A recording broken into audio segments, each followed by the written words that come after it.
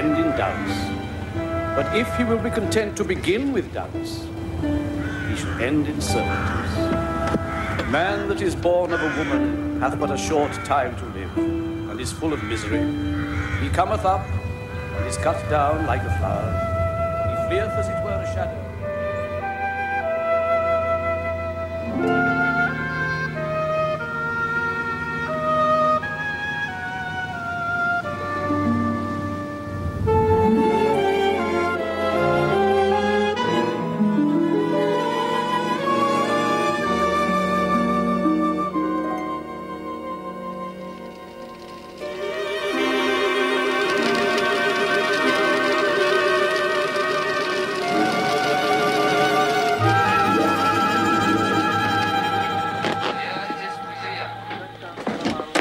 The German border, Bunter.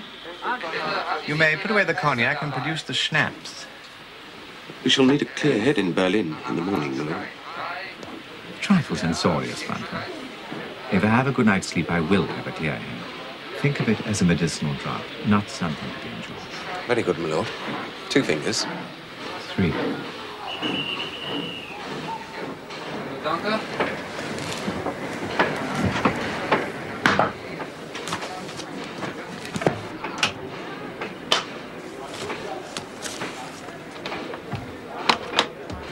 Guten Abend, meine Herren. Also, Sie sind Deutscher? Ich und mein Diener sind Engländer. Dann muss ich Ihre Pässe sehen, bitte. Ah, ein englischer Aristokrat. Like that, it sounds like an insult. In Germany, it is the people who rule. I see from the paper that there will be elections soon. Ja, it is likely. Chancellor Bruning's emergency powers will be short-lived? Vielleicht. You are interested in our domestic politics? If no man is an island, then assuredly no country can be. Except yours, Lord Wimsey. You are here on business? Yes, as part of sightseeing too, I suppose. And you occupy this compartment alone? I do. Not everybody is so fortunate in their travel arrangements. As I have observed. This is your manservant. Yes? Ja, gut. Danke. Enjoy your visit to Germany, Lord Wimsey. Thank you. Auf Wiedersehen.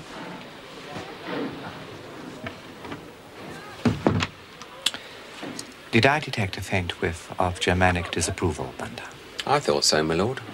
Though whether on account of race or travel arrangements, I couldn't say. Both, probably.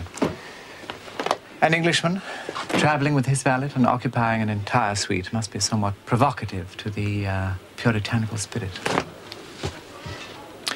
And now for the schnapps. And pour one for yourself, Bunter. Thank you, my lord.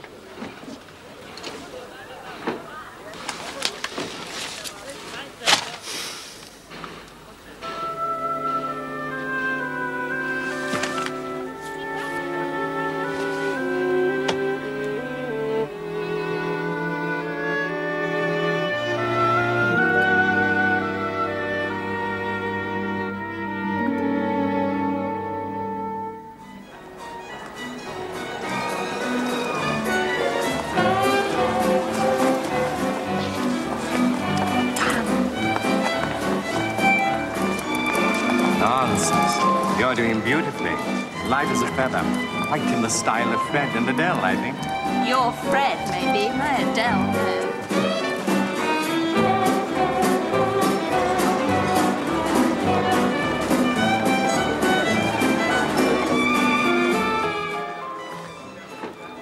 My lord. Hunter. Prosit. Salute.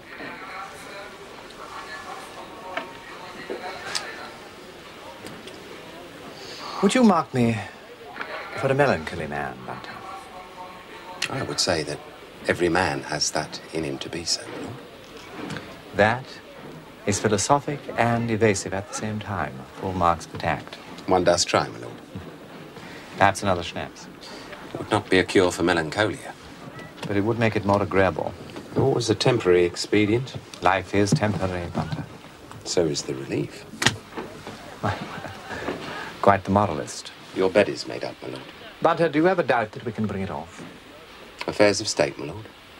I think we are uniquely qualified to go where the Foreign Office fear to tread. How about affairs of the heart? Ah, that is a uncharted sea. Racked by storm and tempest.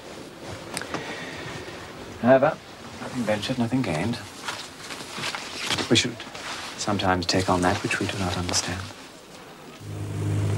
Miss Vane, I'm sorry to say things have taken a turn for the worse here. I need to talk to you urgently. You are expecting a lot of me, Warden. I write crime mysteries. That doesn't make me a criminologist. You were at this college. You know some of the tutors and some of the domestic staff. You're intelligent and observant and, well, you are a woman. You think it's a woman?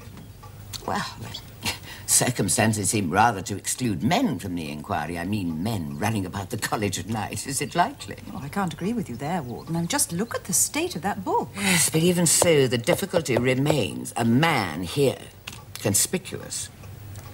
Could always disguise himself as a woman. Yes.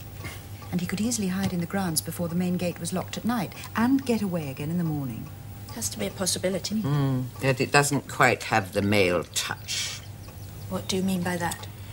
Well, there is a quality of what one might consider feminine insight to these happenings.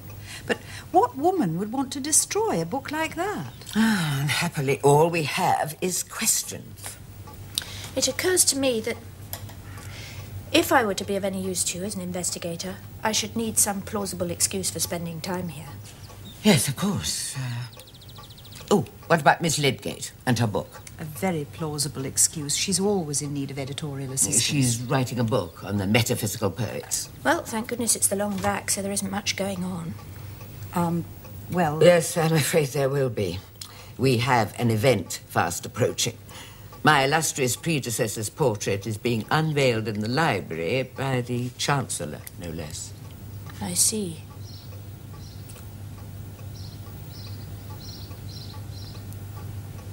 Well, maybe I better start asking questions. Have you got a list of the students who are still up? I anticipated that. I suppose you're here to look into our little mystery. Oh, no, as a matter of fact. I'm here to help my former tutor, Miss Lydgate, with her book. Oh, yes.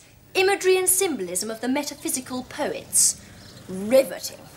I suppose it might be if you're studying boiler making. Oh, no. Don't mind Brother Haydock, Miss Vane. She's just naturally bitchy. I'll take that as a compliment. Ladies. As our dear Warden says, behave yourselves. But seriously, Miss Vane, a celebrated mystery writer, well-known companion of Lord Peter Wimsey, you have to be interested in our college poltergeist. Well, yes. Apart from my research, I am. A poltergeist of rather less spirit and more substance, if you ask me. Have you anyone in mind? Well, if you're looking for suspects, almost any member of the senior common room would do. Why them especially? Just because they're the sort that would. Everyone a self-selected nutter. Oh, really? I'd expect a remark like that from a male junior common room, but from Shrewsbury ladies? Oh, come off it, Miss Vane. You've met them. You've got to admit they're pretty eccentric. Is the female academic world in Oxford odder than the male? Ah, she does admit they're odd. Maybe a bit. Indeed, a friend of mine said the very same thing only a few days ago. But being odd doesn't necessarily incriminate anybody. For all I know, it could be any one of you.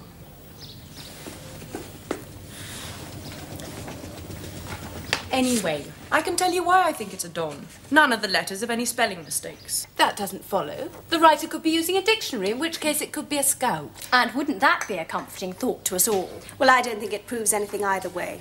The scouts probably spell better than any of us. Well said, Brother Leighton. Tell me something. Next term you'll all be third year, won't you? The light shineth at the end of the tunnel, as they say. I remember the feeling. My point is this.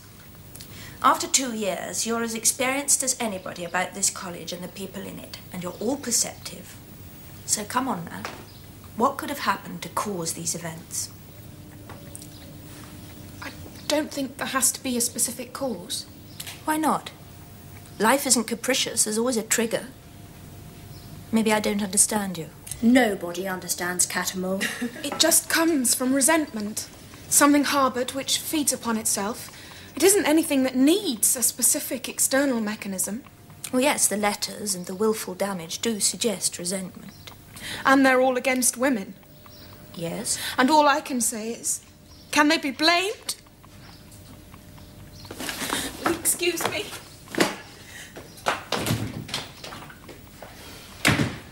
Oh, dear.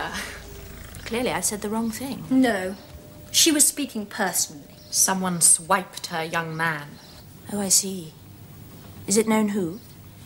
We have a femme fatale amongst us. One brother Flaxman, who specialises in stealing other people's toys.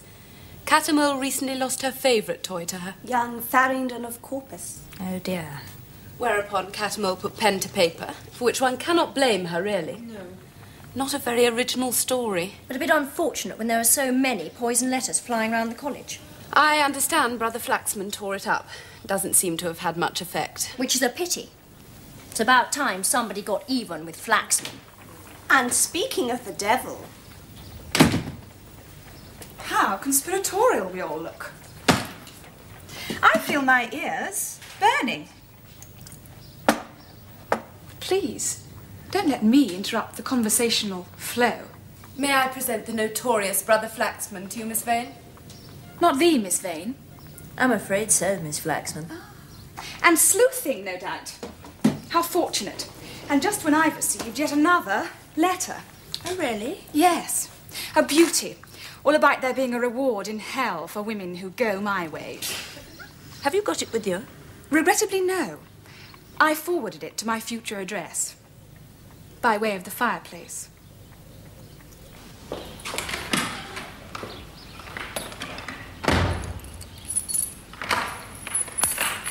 Hello, Annie. Oh, hello, miss. Just the person I wanted to see.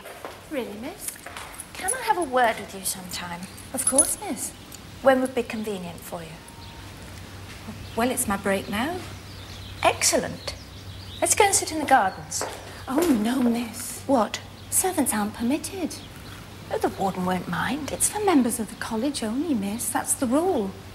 And the guests. I'm not standing around here chatting. You're my guest. Come on.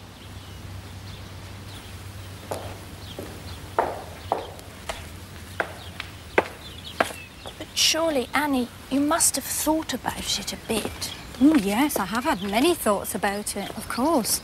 All us scouts have, as you might expect. Any conclusions? What? Not really. There's so little to go on. I mean, they're all so peculiar. The fellows, I take it you're referring to? I'm sorry, miss. I really shouldn't. It's all right, Annie. I do know what you mean. They are a little bit removed from ordinary life. But have you noticed anything in particular? I'm not sure it's right to say, miss. You see, I've undertaken to make some discreet inquiries. I've nothing to go on, Annie. I will respect your confidences.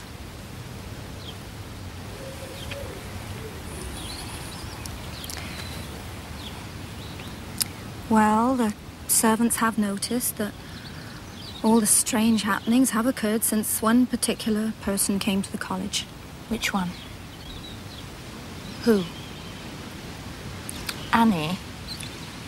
I think I've already said too much, miss. Look, Annie, somebody here is doing some very mischievous and potentially dangerous things. We've got to get to the bottom of it before it's too late. Yeah, that's as may be. But I'm just a college servant. I see nothing, I hear nothing. I go about the business I'm paid to do. That's not true, Annie. You do see things, you do hear things. I have to go. Annie, I'm asking for your help. If you know anything, I think you have a moral duty to tell. Tell me, anyway.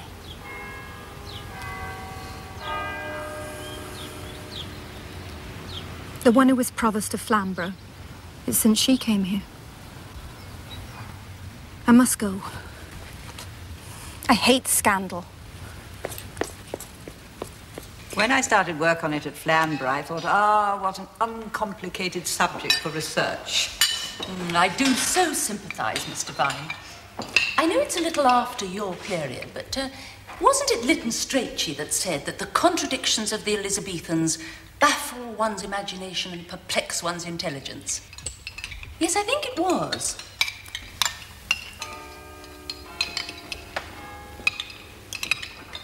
Speaking of perplexing the intelligence, how's your own research going, Miss Vane?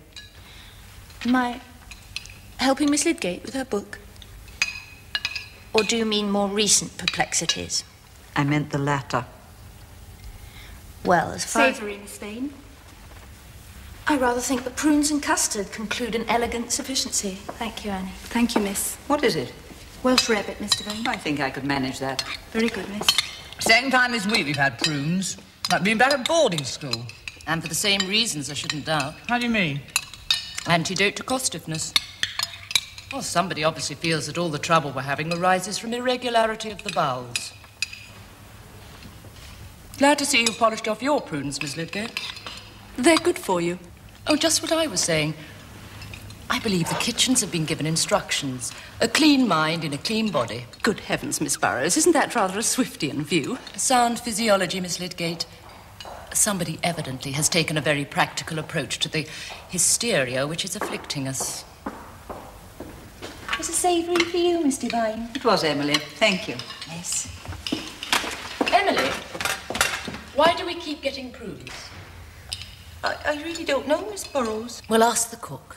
There's a good girl. Very good, Miss Burrows. I must say I am looking forward to getting away next month. I'm going to have a look at the tumulus at Halos, though I'm told it's untypical. What about you? France with Cedric. Oh, a fellow of Shrewsbury College going to France with a man. Early liturgical music in manuscript. Not terribly carnal, I'm afraid. I sometimes think that's what's needed here. A good dose of old-fashioned carnality. I say, that's a bit down to earth for a classicist. Oh, no. Ancient Greece by no means disdained the flesh. Puritanism has its roots deep in the northern mists. Now that is interesting. James Hogg and Confessions of a Justified Sinner, all that heady Calvinism. In fact, didn't you touch on the subject in one of your crime stories, Miss Vane? The Albigensian factor, yes. It was set in a closed religious community. Rather strange material for light fiction. Early Christian heresy. Oh, why? Surely all human activity is legitimate material for the novelist. Oh. And is that why you're here, Miss Vane? I think you know why I'm here, Miss Burrows. I must say one does feel a little like a goldfish in a bowl. Do you see yourself as the cat, looking down at us as we swim around? Nothing so predatory, I'm glad to say. Except in the sense that, of course, writers are predatory. Writers, like academics, pick over other people's bones. Otherwise, how should any of us make a living? By the way, I chanced to look into the fellow's garden just before lunch. I saw you. Yes? Talking to Annie Wilson? Precisely my point, Miss Vane. The servants aren't permitted there. I realise that. And one should not embarrass them by inviting them. The Dean would tell you that.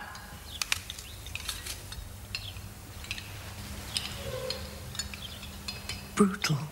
It was intended to be. It is a custom more honoured in the breach than the observance. I actually saw a couple of male students there. Who said that?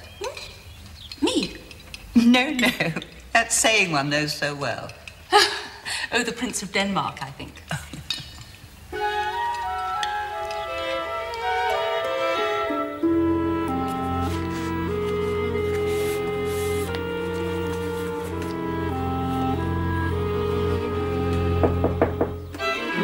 Just 1 minute.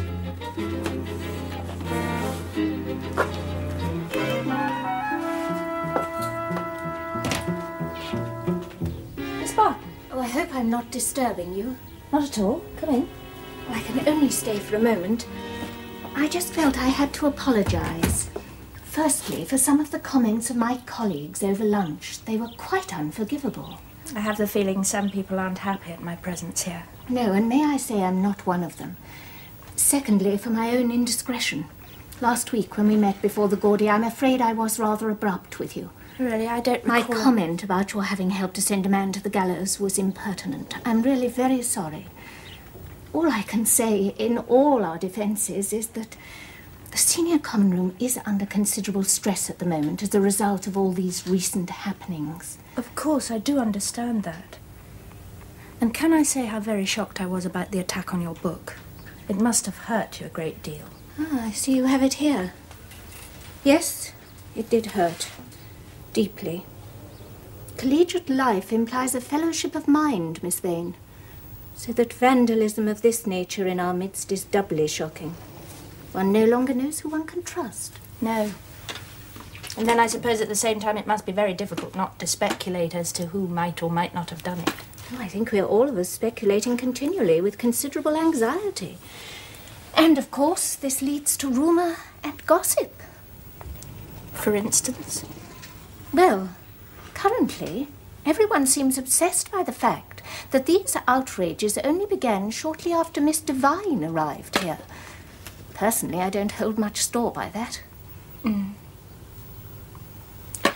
To get back to your book, do you think there's any significance in the subject matter? Place of women in modern society. Well, the contents could certainly provoke a man. But a regular male intruder in a woman's college seems very unlikely. Yes, I'm afraid I do have to agree with you there. Of course, Paget hardly fits the bill.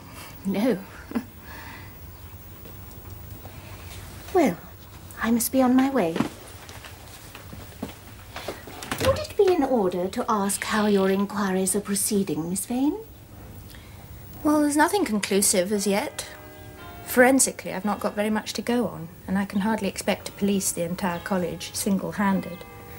So all I can do for the time being is absorb the atmosphere, be around, talk to people. By which you mean we are all under suspicion.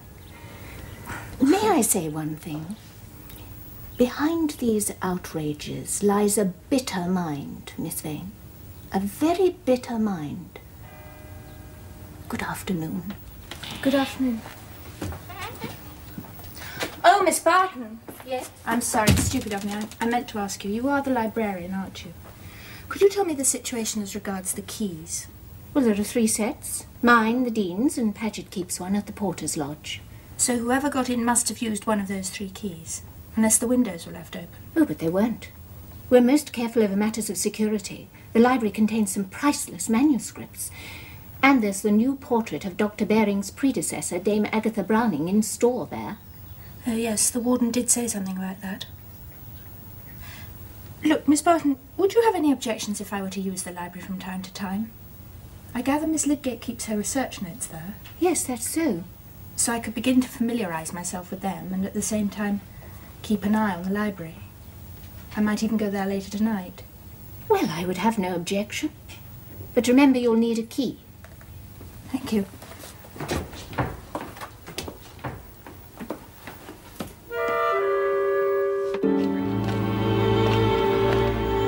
Afternoon, Miss Vane. Oh, good afternoon, Paget. I was just coming to see you. Oh, something I can do, miss? I wondered if I could have the key to the library. It's open now, miss. No, I mean later tonight.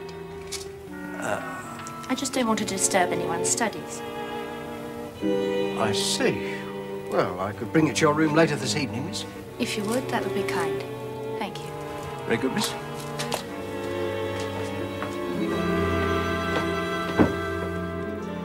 I trust today has so far passed without event. Is lunch an event? What was lunch? Stuffed breast of lamb, and dare I say... Not prunes again. What else? Tea, Warden. Thank you. I really must speak to cook about this absolute deluge of dried plums. It's quite like one of the biblical plagues. Clearly a mistake by the suppliers. A mistake which we are forced to remedy by devouring. Would that all mistakes were so easily dealt with. I had luncheon at Somerville, where happily prunes were not in evidence. Hilliard. Thank you. Oh, talking of events, do either of you know how Miss Vane's inquiries are going? Oh, touch irksomely. Oh, really? I hope not. Oh, having someone around the place observing is bound to get under the skin a bit, Warden. It depends how sensitive one's skin is. Oh, that's true. Does Miss Vane get under your skin, Miss Hilliard? In general, no. But an outsider in a community like this is bound to be something of an irritant. But Miss Vane is one of us. Is that a fair assumption? What is it you're trying to say, Miss Hilliard? I'm not trying to say anything. But if you wish me to amplify, I will say this. Miss Vane is so far from being one of our number that she does not know, or has quite forgotten, basic college proprieties. Oh, I say, for such a trivial matter, aren't we making rather heavy weather of it? Well, since I don't know the substance of it, I can hardly advance a view. I do not accept that the conventions of a civilized community are trivial. Ladies, what is this convention that has been so grievously flouted? The disregard of customary observances leads to social friction. We're not discussing the decline and fall of the Roman Empire. What is it that has so vexed you? Oh, dear, this is going to sound awfully petty now. I happened to observe Miss Vane with one of the college scouts in the Fellows' Garden. I merely pointed out that it was not the done thing. Good heavens, Miss Hilliard. Was it the convention or you who was outraged? It's easily dismissed, I know, but Oxford is none the worse for such customs. Yeah, I sometimes wonder about that. Well, I'm more concerned about Miss Vane. She is our guest. Does one preserve one convention by outraging another, I wonder?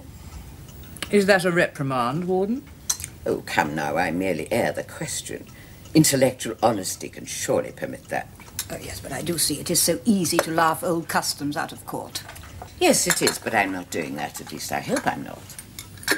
But Miss Vane is here because convention was outraged. Does it make sense to censure her for a minor infraction when her whole purpose in being here is to investigate major affronts to the senses? Oh, I'm sure Miss Vane is far too level-headed to take exception to a perfectly proper reminder of college rules. I accept the reprimand, Mr. Vine. Oh, I didn't mean it as a reprimand. But I accept it with good grace. I hope Miss Vane will, too.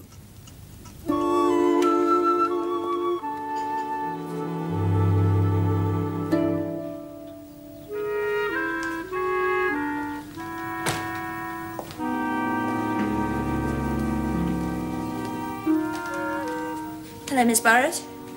Miss Vane. Mind if I join you? Do, please. I'm afraid the teapot's empty. I don't want any, thanks all the same.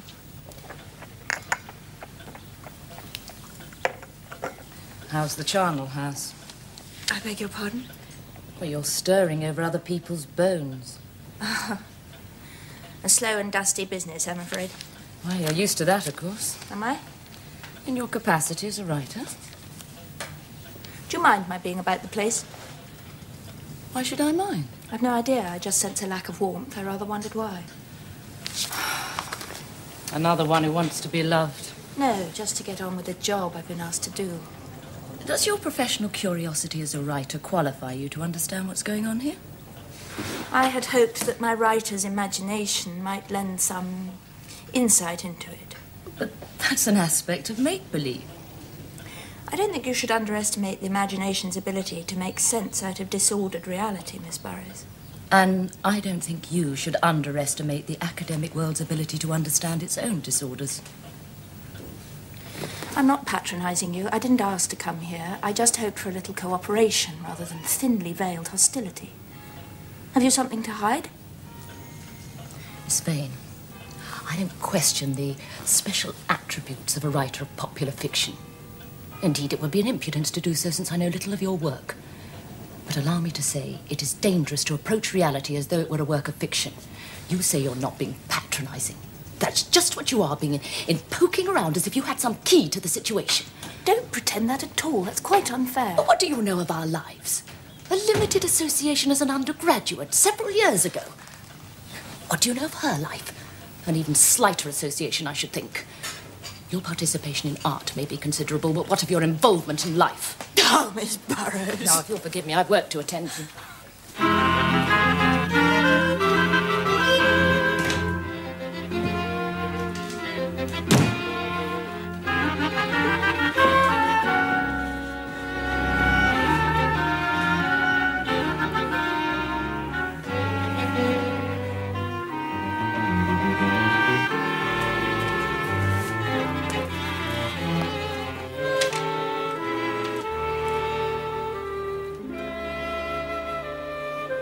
things like this at a ladies' college, it's hardly surprising, is it? Ladies' college, what do you mean?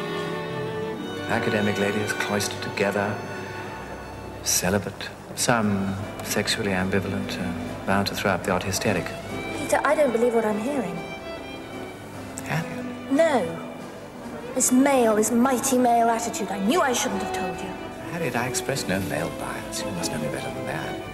I'd say the same about public schools, monasteries, any closed society. I'm sorry, maybe I'm oversensitive on the subject. Well, of course, if it comes to it, I'll help. Though I do have to go away. Is this the Foreign Office? Of course, if you need me, you can always get me through the embassies.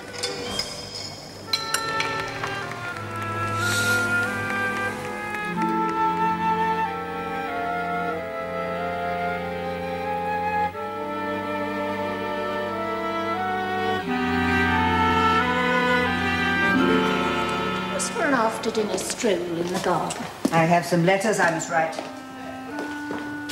Miss Vane, would you like to come? No, thank you. I thought I'd go to the library. At this time, that shows great devotion to scholarship. No. I just work better in the evening. Maybe tomorrow. Good night. Good night. Good night, Mr. Vine. Good night.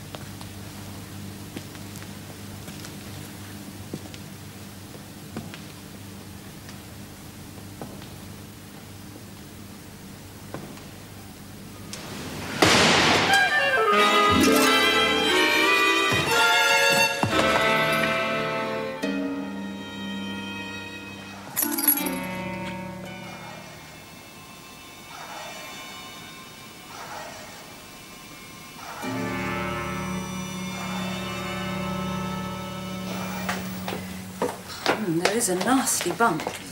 But don't worry, you'll be all right in no time. Oh, what a fright you gave us. Who found me? I did. I came over to do some organ practice. What? Ow! Yes, I'm afraid you will have a bit of a headache. What on earth was it that knocked me out? Some sort of bolster thing. Dressed up in a cap and gown. Whose gown? Was there a tag? It had been cut out. But there was a note pinned to it, in Latin. In Latin? Yes, it's from the Aeneid. Roughly translated, it means, "No monster more baneful than these, no fiercer plague or wrath of the gods ever rose from the Stygian waves. These birds have maiden faces. Foulest filth they drop. Clawed hands are theirs, and faces ever gaunt with hunger." Not the most attractive passage, I'm afraid. Oh, my lord. What's the matter? Did anybody find the key? What key? To the library. I had it in my hand when I was attacked.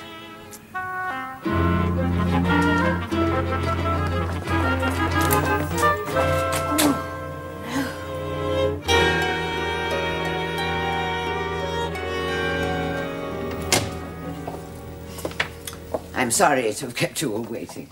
Miss Vane, do please take a seat.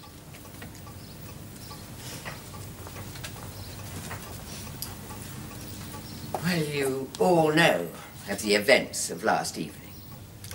We are indebted to Miss Vane for her efforts on our behalf, and I'm sure we all share a sense of outrage at the assault upon her. It is clear that whoever is responsible for the mischief with which this college has been afflicted for the past 2 months intended a particularly damaging occurrence, and it is due to Miss Vane that that plan has largely been frustrated. Now, tomorrow, we honour Dame Agatha Browning. Now, apart from what she did for Shrewsbury College during her almost 22 years as warden, Dame Agatha was a guiding light in the cause of university education for women in this country. Now, for that occasion, to be dishonoured in any way would be both a personal insult and an affront to all that this college stands for. As you know, the unveiling of Dame Agatha's portrait was to have taken place in the library, but now that cannot be. The bursar has consulted decorators, but there just isn't time to put things to rights. So, I have decided that the ceremony will proceed as planned, but in the Fellows' Garden. But I understood that the painting had disappeared. Again, we have Miss Vane to thank.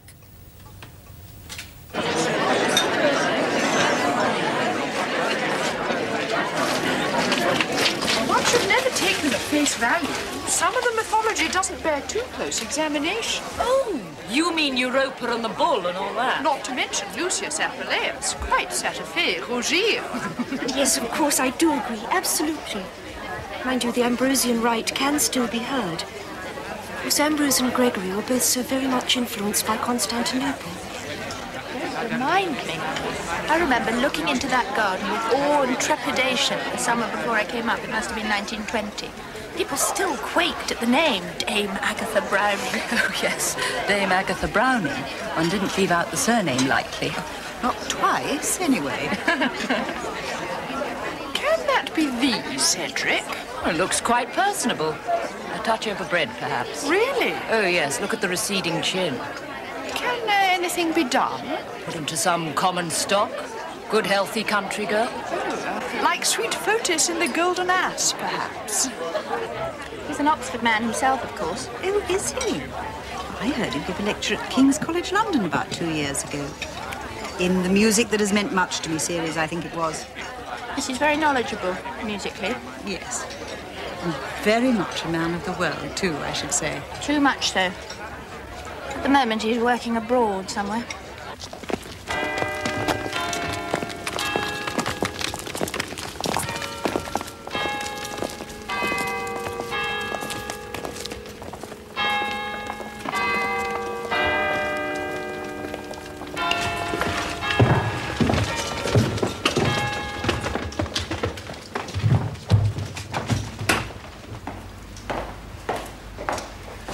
right outside, Mr. Paget? Perfectly safe, Mr. Bunter. Would you look favourably on a cup of tea, Mr. Bunter? Very favourably, Mr. Paget, thank you.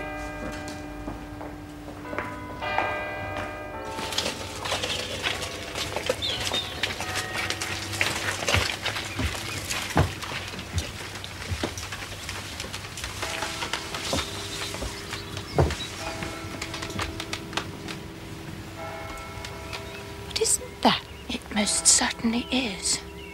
Ladies and gentlemen, it gives me great pleasure to invite the Chancellor of the University of Oxford, Lord Tintagel, to unveil in her distinguished presence a portrait of Dame Agatha Browning, sometime warden of this college. Lord Tintagel.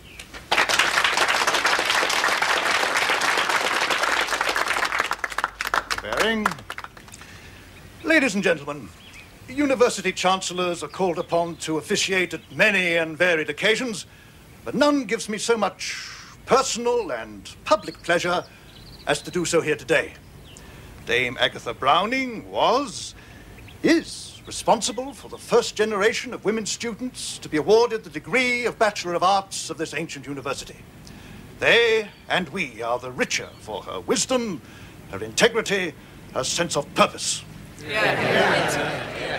Without her, the course of higher education for women could not have been so smooth.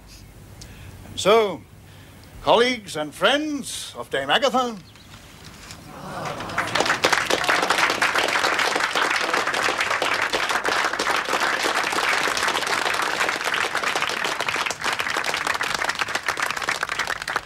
I knew when I saw him, his lordship was one of our young gentlemen.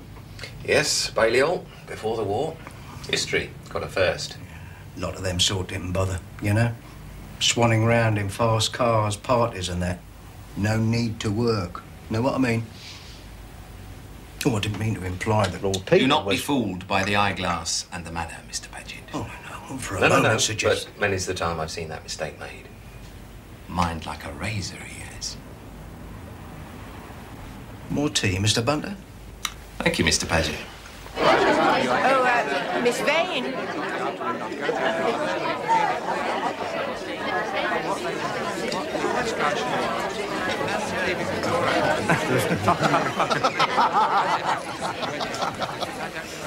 I do so want you to meet Dame Agatha Browning. You won't know Harriet Vane, I think, rather since your time. Miss Harriet Vane, Dame Agatha Browning. Good afternoon, Dame Agatha Browning. And what do you do, Miss Vane? I write novels, Dame Agatha.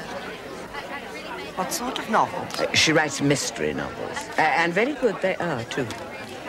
Oh, Lord Peter, I believe you know. Good afternoon, Miss Vane. Lord Peter. First time I come across him, well, fell across him to be exact, was in a shell-hole in France, up to his neck in mud and choking from cordite fumes. Sergeant, he says, Sergeant. War is a damned noisy business. Utmost composure. What the froggies call sang-froid. Yeah, always remember that. Bet they don't teach that here, eh, Mr. Paget? Composure? Red in you, isn't it? Quite thought you engaged elsewhere. I was. But then I thought affairs of state should give way to the former warden of Shrewsbury, don't you know? Oh, permit me, Lord Peter. Dame Agatha, I do so want you to meet them. Explain yourself. Have you been an old lady's companion for long? Oh, no, not very. Flew back only yesterday. Telephoned from town, but you were out. Didn't like to leave my name, somehow. And? Well, it so happens that the Chancellor is the expert on the background to the knotty little problem I'm looking into at the Foreign Office. So, two birds with one stone, I thought. I mean, I didn't know how delicate things had got here for you, and I thought a ceremonial entrance would look sufficiently unsleuth-like. Forgive me, but you are looking a little delicate. There speaks the great detective. As a matter of fact, I was attacked last night. Forgive me for interrupting, but I do feel I should be looking after you, Miss Vane. Have no fear, I am in good hands. May I introduce you? Lord Peter Wimsey, Miss Martin, the Dean. Dean, Miss Martin. How do you do? Lord Peter, I do hope you're not wearing Miss Vane out. She has had a most shocking experience. So I've been hearing. Not so much upsetting as ridiculous. It was nothing. She was knocked out, poor thing. I'm all right, really. Good. Yes, indeed. Lord Peter, may I ask, were you intending to be in Oxford for any length of time? For a few days, yes. Capital. Then I am instructed to convey to you the Fellows' invitation to high table tomorrow evening.